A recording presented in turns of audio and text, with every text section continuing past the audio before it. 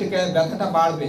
কারণ আপনি যদি 7 দিন না খেয়ে থেকে মাত্র 100 গ্রাম খাবার খান, খিদেটায় আগুনে আর একটু ইন্ধন দেওয়া হবে, হ্যাঁ, যার ফলে খিদেটা আরো বেশি উত্তপ্ত হবে, অস্বস্তি লাগবে, খাইনি ভালো ছিলাম, কিন্তু একটুখানি খাবার খেয়ে আরো বেশি খিদে বেড়ে গেছে।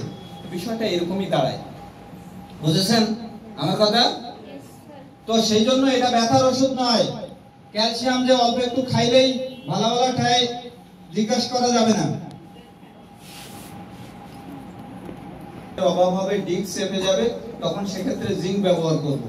ক্যালসিয়াম এই ডিস্ক চেপে যাওয়ার কারণে আমাদের নার্ভের জটিলতা আসে, কারণ আমাদের এই হাড়ের ভিতর দিয়ে নার্ভগুলো গেছে, এই হাড়ের ভিতর থেকেই নার্ভগুলো গেছে। তো যখন এই ডিস্ক চেপে যায় তখন নার্ভের উপরে প্রেসার পড়ে, তখন আমরা নার্ভের ডেভেলপের জন্য সেল রেজুমিনেশন ব্যবহার করব, অ্যান্টিলিপ্টিক ব্যবহার করব ক্লিনজিং করার জন্য, চিটোসান দিলে ব্যথা বেড়ে উঠবে, কারণ পর্যাপ্ত পরিমাণে ক্লিয়ার করবে আর অনেক বেশি ক্যালসিয়ামের প্রয়োজন হবে, তখন উল্টে ব্যথা বেশি বাড়বে।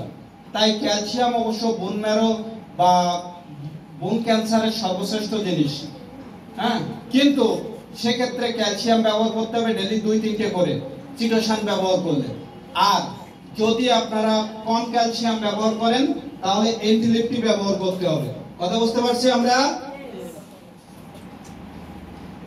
এরপরে আসি মেটাবলিক ক্যালসিয়াম। এই মেটাবলিক ক্যালসিয়াম আমাদের ডায়াবেটিস ক্যালসিয়াম হিসাবে পরিচিত। দেখেন, আমরা যখন ডায়াবেটিসে আক্রান্ত হচ্ছি, বিটা সেল নষ্ট হয়ে যাচ্ছে। এই বিটা সেলগুলোকে পুনরুজ্জীবিত করার জন্য যেমন ভাবে আমাদের চিটোসান দরকার, ঠিক তেমনি ভাবে ক্যালসিয়াম দরকার।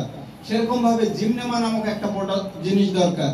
তাই চিটোসান, জিমনেমা এবং এই মেটাবলিক ক্যালসিয়াম যদি আমরা ব্যবহার করি, আমরা খুব দ্রুত দেখতে পাই যে ইনসুলিনের রোগীও এক সময় ডায়াবেটিস ম্যানেজমেন্টে চলে আসছে। টাইপ 2 ডায়াবেটিস গুলো ম্যাজিকের মতো ভালো হয়, টাইপ 2 ডায়াবেটিস গুলো ম্যাজিকের মতো ভালো হয়। যে লোকটার প্যানক্রিয়াস একটু দুর্বল হয়ে মাঝে মাঝে 10-11 ডায়াবেটিস হচ্ছে, এখন মোটামুটি একটা ট্যাবলেট খাইলে ভালো থাকে, সেক্রিনন খাইলেই ভালো থাকে, এই লোকগুলোকে আপনি যদি লাইফস্টাইল চেঞ্জ করে এই 3টে প্রোডাক্ট দেন, তাহলে ম্যাজিকের মতো তার ডায়াবেটিস কন্ট্রোল হয়ে যাবে। 1-2 মাস পরে তার ডায়াবেটিসের কোনো ওষুধ খাইতে হবে না। 3-4 মাস পরে সে 3 বার মিষ্টি খাইলেও তার ডায়াবেটিস আর বাড়বে না। কিন্তু যেগুলো টাইপ 1 ডায়াবেটিস, টাইপ 1 ডায়াবেটিস কারে বলে?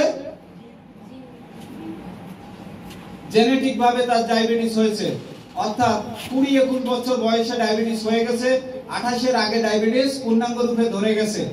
এইটা লোক হলো জেনেটিক ডায়াবেটিস বা টাইপ 1 ডায়াবেটিস।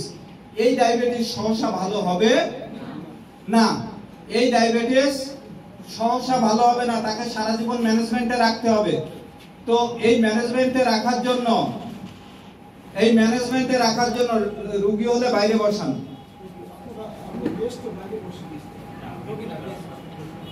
আচ্ছা, আসেন, আপনি আসেন, এখানে বসুন।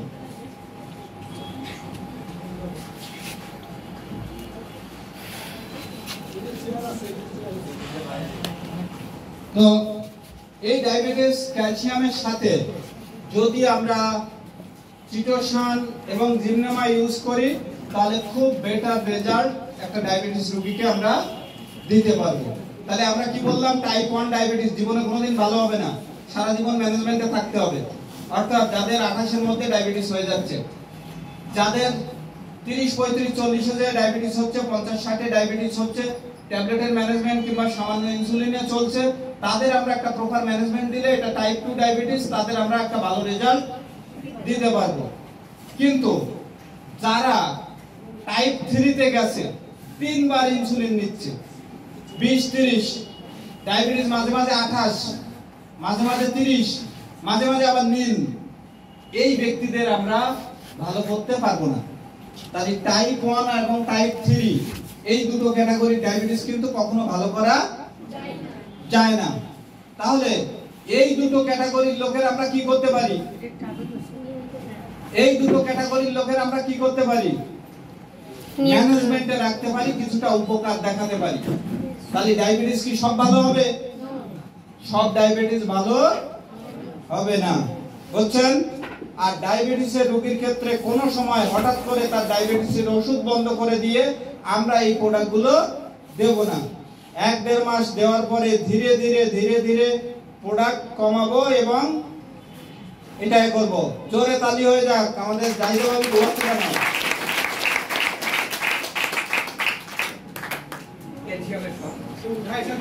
ক্যালসিয়াম কমছে,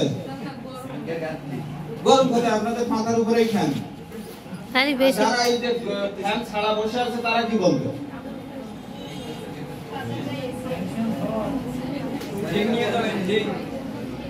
তাই এটা ইন্টেস্টাইনের খুব উপকার করে। এই ফস পাউডার দীর্ঘ সময় ছিল, আবারও আমরা আনার চেষ্টা করছি। ইন্ডিয়াতে অ্যাভেলেবেল আছে। ফস পাউডার সম্পর্কে একটু 2 মিনিট বলেন। ফস পাউডারটা মূলত ইন্টেস্টাইনাল ডেভেলপ করে, আমাশা দূর করে, শরীরে ক্যালসিয়ামের শোষণ বাড়ায়। এছাড়া সে ইন্টেস্টাইনাল বিষয়গুলোকে দীর্ঘস্থায়ীভাবে ক্রনিক পেটের রোগ ভালো করতে সহযোগিতা করে।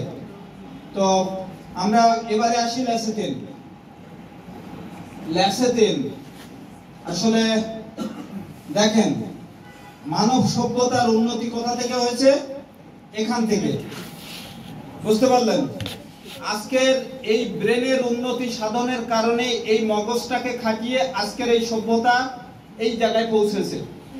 আজকের এই ব্রেন অনেকের কাছে এমন বোঝা হয়ে দাঁড়িয়েছে, রাতের বেলা একে ঘুম পড়ানোর জন্য ড্রাগ নিতে হয়। অনেকের আবার এটাকে শান্ত করার জন্য নেশা করতে হয়। এই যার কারণে আজকের কেউ রাস্তায় বসে গাঁজা খাচ্ছে, সম্রাটের মতো রাস্তায় দৌড়ে বেড়াচ্ছে পাগল হয়ে। আবার এইটার কারণে সারা পৃথিবীতে কেউ পূজ্য হচ্ছে নাকি? এইটা যা সিগন্যাল দিচ্ছে, যা বলাচ্ছে, তারই কারণে আজকে রাজা কেউ কার পরের দিন ফকির নাকি? তো আজকের এরই কারণে আমি এখানে, এরই কারণে আপনি এখানে।